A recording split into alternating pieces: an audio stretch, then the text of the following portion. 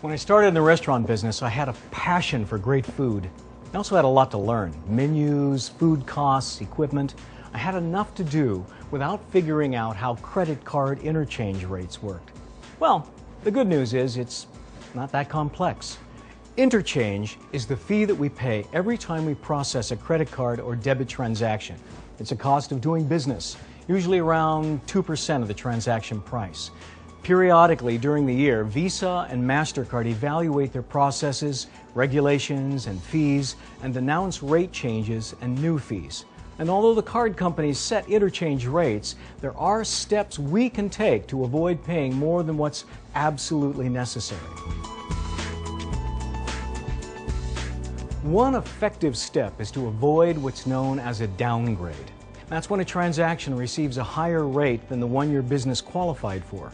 Say you enter card data with a keypad instead of swiping, that will cause a downgrade. Now, most of us don't have the time to follow up on why downgrades are being assessed, but here are some tips on how we can avoid downgrades and ensure we're paying the lowest possible rates.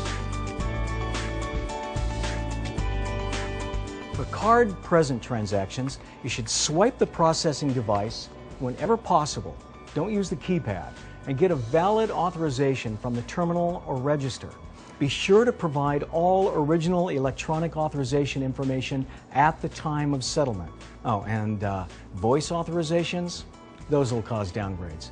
Take the time to settle your transactions daily. Don't let them pile up until the end of the week. I learned that the hard way.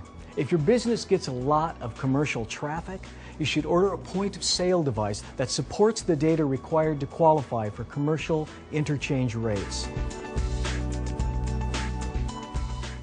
For card-not-present transactions, make sure the authorization and clearing amount match and obtain an authorization from the terminal or register. Now keep in mind that voice authorizations are not eligible for the qualified rate. Be sure to complete an address verification and enter the customer code or order number that's prompted on the terminal.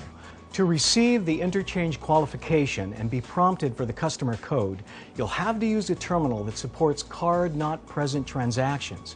And remember, the transaction date must be within 7 days of the authorization date. Be sure to train your employees on the basics in avoiding downgrades.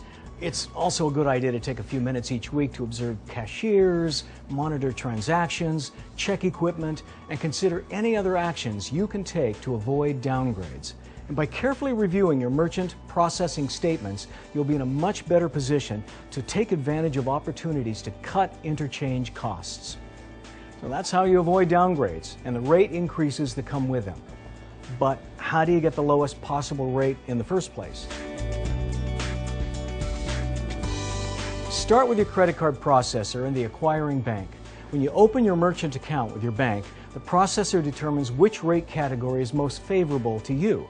Rates vary according to the business type, and the processor will make sure that you're placed in the right category at the lowest rate. And at least once a year, you and your processor should review your interchange rate structure to make sure you're still getting the best deal. And finally, always take a close look at the interchange section of your monthly statement. Well, I gotta run. Someone has to cook all these specials, you know.